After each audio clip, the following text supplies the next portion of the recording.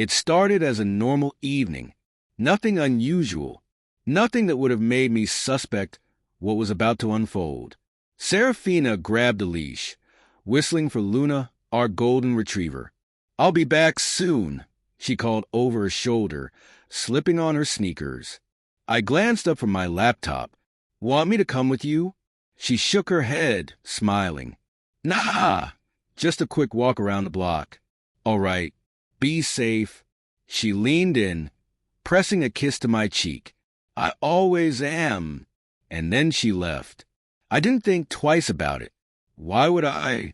But 3 hours later, she still wasn't home. The silence. At first, I wasn't worried.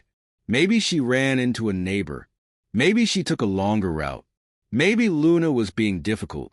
But as the minutes stretched into an hour, then 2, unease started creeping in. I called her phone. No answer. I texted. Me. "Hey, you okay? It's been a while." No response. I checked the time. 10:47 p.m. She had left a little after 7. Where the hell was she? I tried to tell myself it was nothing. Maybe her phone had died. Maybe she ran into an old friend. But then an hour turned into 2. And suddenly, nothing made sense anymore. The search begins. By the time the clock hit 11, I grabbed my jacket and stepped outside. The night was cool, the streets quiet. I walked the usual path she took, scanning every corner, listening for Luna's paws against the pavement.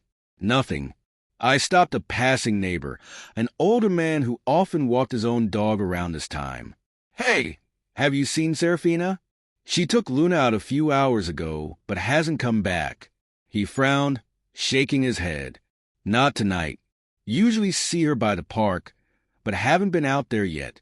Something twisted in my stomach. I headed toward the park, my pace quickening. The park was empty, streetlights casting long shadows across the pavement. No sign of Serafina. No sign of Luna. I tried calling again, straight to voicemail. Panic settled in. Something wasn't right. A clue in the darkness. I was about to turn back home when I heard it. A bark. Distant, faint, but unmistakably Luna's. I followed the sound, heart hammering. It led me toward a darker part of the park, near the old playground no one used anymore. And then I saw her. Luna. She was standing alone, leash trailing on the ground.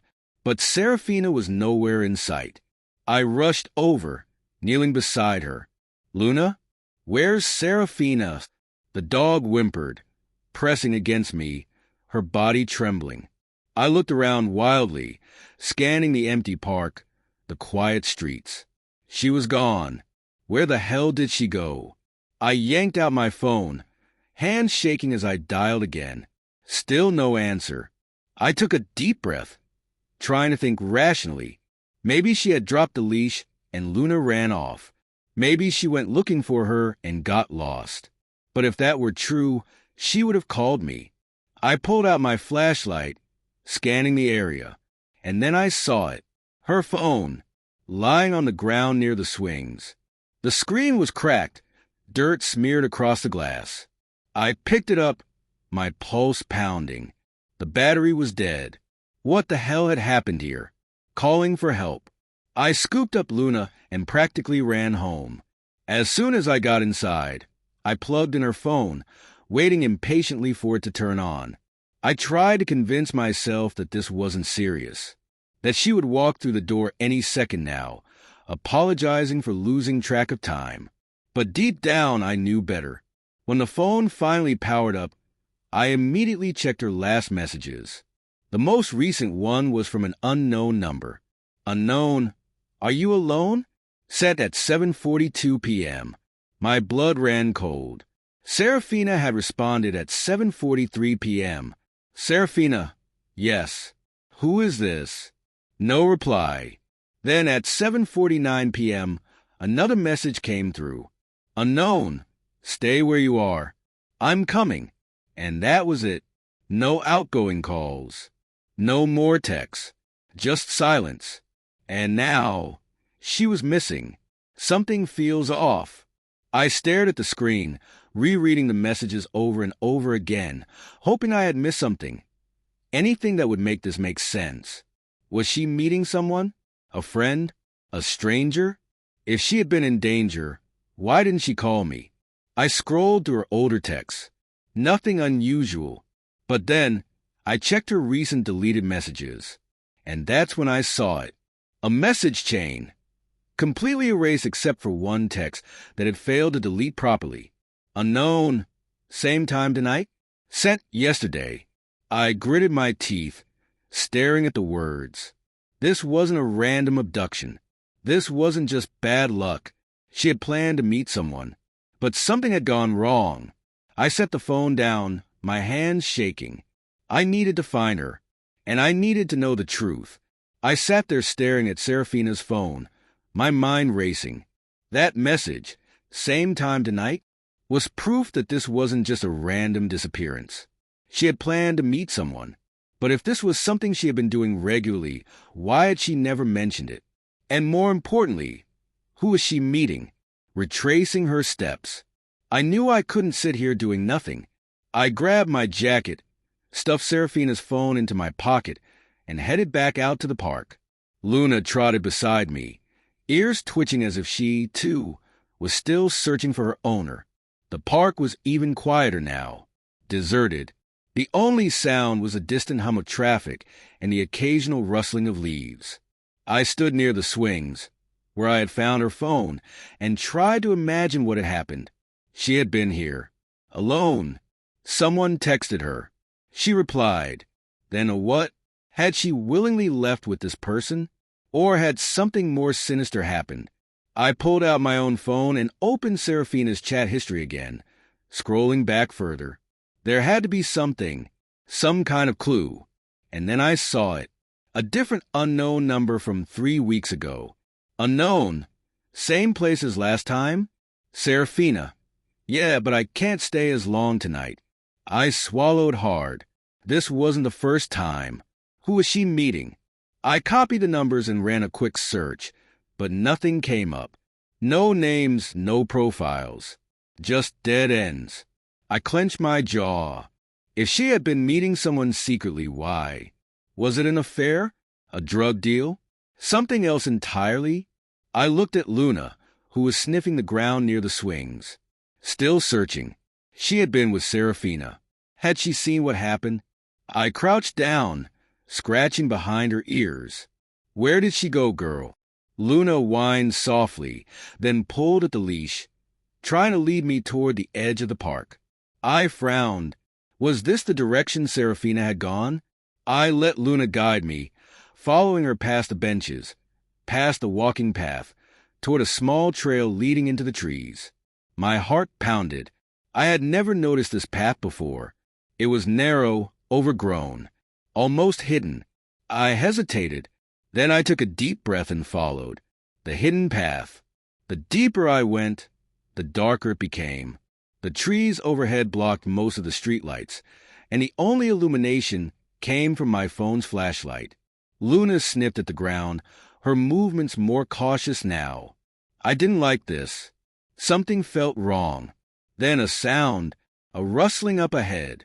I froze, gripping Luna's leash. My pulse thundered in my ears. Was it an animal or something else?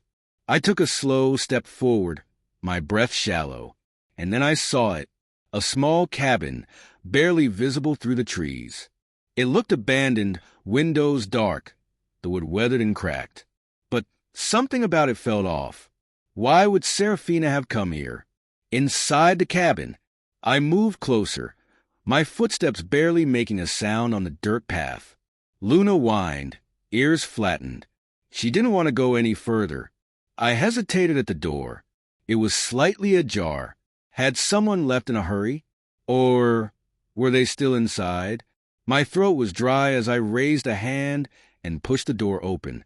The air inside was stale, thick with the scent of damp wood and dust. I took a cautious step inside, scanning the room with my flashlight. An old table, a broken chair, a few scattered papers on the floor, and then a phone charger plugged into the wall. Recent. Someone had been here. I moved further in, heart hammering. On the table, there were 2 coffee mugs, one half empty. Someone had been meeting here. Something's not right. I turned to leave, but then I spotted something near the fireplace. Something small and metallic. I bent down, my fingers closing around it. My breath caught. A keychain. Serafina's keychain. She had been here. Recently. I stood up quickly, my mind spinning. If she had been here, where was she now? Had she left willingly? Or had someone taken her? I pulled out my phone and checked the time. 12:42 a.m. She had been gone for almost 6 hours now. I needed to call the police. The call for help. I stepped outside and dialed 911, keeping my voice steady as I explained the situation. My wife went out to walk our dog and never came back. I found her phone at the park, and now I just found something of hers in an abandoned cabin. The dispatcher's voice was calm but firm. "Sir, are you in a safe location?" I glanced at the dark trees surrounding me. "I don't know." "Stay where you are. An officer will be there shortly." I hung up and exhaled. Whatever was happening, it wasn't just a misunderstanding. Serafina had been meeting someone secretly, and now she was missing. I looked down at Luna, who was still trembling. Something had scared her tonight. Something had scared Serafina, too, and I was going to find out what, or who. The police arrived at the cabin within 15 minutes. 2 officers, both serious-faced, one taking notes while the other examined the area with a flashlight. Luna stayed close to my leg, still trembling. I gave them a full report. How Serafina had left for a simple walk, how she never came home, how I had found Luna alone in the park, Serafina's phone on the ground, and now, her keychain in this abandoned cabin. The officer writing in his notepad, a tall man named Officer Grant, narrowed his eyes. "And you're sure she didn't mention coming here before?" I shook my head. "Never. I didn't even know this place existed." The second officer, a younger guy named Carter, stepped forward. "There's no sign of a struggle inside, but it's definitely been used recently." He gestured toward the coffee mugs on the table. "Someone's been meeting here." I swallowed hard. Then where is my wife? More questions than answers. They searched the area, combing through the cabin and the nearby woods. But there was nothing else. No footprints leading away. No tire tracks. Just emptiness. By the time we got back to my house, it was past 2 a.m. Officer Grant gave me a long look. "I won't lie to you. Right now, we don't have enough to call this a criminal case. But her phone being left behind is concerning." "Concerning?" I scoffed. "She's been missing for almost 7 hours." "We'll check surveillance footage from nearby streets," Carter said, his voice calmer. "See if we can track where she went after the park." Grant nodded. "In the meantime, if you think of anything, anyone she might have met here before, any new friends, anything unusual, call us immediately." I closed the door behind them, exhaling slowly. Then I turned to Luna. She was curled up on the floor, eyes still wide, ears still twitching at every sound. She had seen something, but she couldn't tell me what. A sleepless night. I tried to sleep, but it was useless. I lay in bed, staring at the ceiling, my mind racing. Who had she been meeting? Was it an affair? A secret she had been hiding? Or was it something worse? Every time I closed my eyes, I saw her phone lying in the dirt, her keychain on the cabin floor, the text messages from an unknown number. At some point, exhaustion won, and I drifted into a restless sleep. The morning brings new clues. I woke up at 7 a.m. to a loud knock at the door. My heart leaped as I rushed to open it, hoping, praying. It was Serafina. It wasn't. It was Officer Carter, and he didn't look happy. "You need to see something," he said, holding up his phone. I stepped aside, letting him in. "Did you find her?" He didn't answer immediately. Instead, he played a security camera video. It was grainy, taken from a street camera near the park entrance. The timestamp read 7:50 p.m., right after Serafina's last message. And there she was, walking toward the trees, alone. Then a car pulled up, dark-colored, unmarked. She stopped, and after a moment's hesitation, she got in. I felt the blood drain from my face. She left willingly? Carter exhaled. Looks that way. I clenched my jaw. Then where the hell is she now? The call that changed everything. As if on cue, my phone rang. An unknown number. I hesitated, then answered. Hello. A pause. Then her voice. Malric.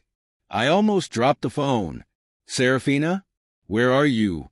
Are you okay? Another pause. Then she whispered, I can't talk long.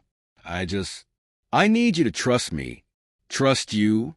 I repeated, gripping the phone. You disappeared for an entire night. Left your dog in a park. And now you're calling from a number I don't recognize? What the hell is going on? I can't explain, she said. Not yet. But please, don't call the police. My stomach twisted. Why? Are you in danger? She hesitated. I don't know. That was not what I wanted to hear. Serafina, you have to tell me what's happening. Who are you meeting? Why did you go to that cabin? She took a shaky breath. I promise I'll tell you everything. But I need time. I ran a hand through my hair, struggling to stay calm. Where are you? Silence. Then, a noise in the background. A voice. A man's voice. She gasped. I have to go. And the line went dead. What the hell was that? I stood there, phone still pressed to my ear, my entire body rigid. Carter frowned. Was that hers? I nodded slowly. She said she can't explain yet. His face darkened. And she told you not to involve us, didn't she? I exhaled sharply. Yeah. Carter rubbed his jaw. That's not a good sign. Tell me something I don't know, I muttered. Who was the man in the background? I replayed the call in my head over and over, trying to make sense of it. That voice, it was male, deep, firm. Not angry, but not gentle either. She had sounded nervous. Not terrified, but definitely not safe. Was she with him willingly, or was she being forced? Carter studied me. Look, Malric, I know you want to handle this on your own, but I don't have a choice, I interrupted. If I push too hard, she might disappear for good. He sighed. Then at least keep us in the loop. If you get another call, let me know immediately. I nodded. Fine. But deep down, I knew one thing. Serafina was hiding something. And whoever that man was, he might be the key to everything. I sat at the kitchen table, staring at my phone, waiting, hoping for another call. But it never came. Serafina had reached out, told me to trust her, and then disappeared again. And that man's voice in the background, it echoed in my head like a warning I couldn't decipher. I had too many questions, and not enough time. If she wasn't going to give me the truth, I was going to find it myself. Digging deeper. The first thing I did was trace the number she called from. I wasn't a hacker, but I knew someone who could help. I called Ethan, an old college friend who worked in IT security. Malric? Haven't heard from you in years, man. What's up? I need a favor, I said, skipping the small talk. Can you trace a number for me? He hesitated. That depends. Are we talking legal or illegal? Somewhere in between. A sigh. Send it over. I texted him the number, pacing the kitchen as I waited. 15 minutes later, he called back. Okay, that number is a burner phone, he said. Prepaid, no registration. But what? I ran a location ping on the last outgoing call. It bounced between towers, but the last known signal came from a motel outside of town. I grabbed my keys. Send me the address. Malric, but I had already hung up. The motel. The place was exactly what I expected. Run down, dimly lit, the kind of place where people go to disappear. I parked across the street and waited, watching. At first, nothing. Then movement. A man stepped out of one of the rooms, lighting a cigarette. I froze, because I knew that face. Leander Vaughn, Serafina's ex-boss. The same Leander Vaughn who had been fired from his position months ago under mysterious circumstances. I clenched my fists, watching as he made a call. His lips moved, but I couldn't hear a word. Then he turned, heading toward the parking lot, and that's when I saw her. Serafina. She stepped out of the motel room, glancing around nervously. She wasn't tied up. She wasn't running. She was with him willingly. My stomach twisted. What the hell was going on? Confrontation. I stepped out of my car, heart pounding. Serafina. She whipped around, her eyes wide with shock. Leander turned, his expression hardening. Malric, he said, exhaling smoke. Didn't expect to see you here. I ignored him, focusing on her. What the hell is this? Serafina opened her mouth, then closed it, her hands shaking. Malric, I can explain. Then start talking, I snapped. Because from where I'm standing, it looks like you ran off with your ex-boss in the middle of the night and left your dog in a park. She flinched. Leander chuckled. Still dramatic, I see. I rounded on him. Shut the hell up. I'm not talking to you. He smirked but said nothing. I turned back to Serafina. Are you in danger? She hesitated. No. Then why did you tell me not to call the police? She looked away. Jesus, Serafina, I muttered. What are you hiding? She took a deep breath. It's not what you think. Then what is it? She looked at Leander, and that told me everything. The truth comes out. She had chosen to be here, with him. She wasn't kidnapped. She wasn't forced. She left on her own. My blood ran cold. You're sleeping with him, aren't you? Her eyes widened. No, it's not. Don't lie to me. She swallowed hard. Leander sighed. This is getting old.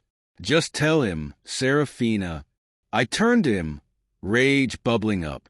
Tell me what? He smirked. About the money? I froze. What? Serafina closed her eyes. Malric, I owe him.